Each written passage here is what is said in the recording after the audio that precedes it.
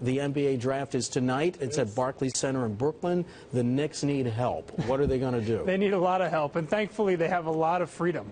It's pretty rare if you're a New York fan. I know you're a local guy. The Knicks have an early draft pick, the lowest draft pick they've had since they drafted Patrick Ewing, believe it or not, and they have a lot of cap room. So Phil Jackson and the Knicks have a lot of options. They can draft at 4, where they can get a pretty good player. They can maybe look to move down in the draft, get a few later picks, and certainly in free agency, when that starts in July, they've got some options there as well. I told somebody this sounds like a setup scene from that movie Draft Day with Kevin Costner, where you just move down, you get your picks, then you move back up and get what you needed before. The Knicks need a big man in the center. Certainly, yeah, and there's some options there. It looks like Karl Anthony Towns from Kentucky is going to be the #1 overall pick to Minnesota, but there's a lot of other big guys here. There's the Latvian Kristaps Porzingis.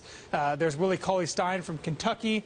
There's Jahlil Okafor from Duke. There's a lot of big men here. Frank Kaminsky, who likely will go a little bit further down in the draft, so the Knicks have some options. Minnesota has options too. They have the #1 pick. Who are they going to take? Yeah, it certainly sounds like Karl Anthony Towns is that guy, a big guy who can shoot. He's pretty versatile. He's great on his feet.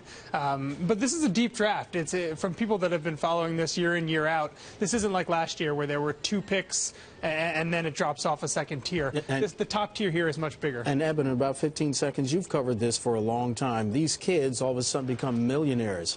Are they ready for that? It depends. Some are and some aren't. Some handle it in different ways. But you're right. There's $5 million starting salary for the #1 pick. Oh, wow. Eben Novy-Williams, he covers sports for Bloomberg. We'll be watching tonight. Eben, thanks so much. Appreciate it.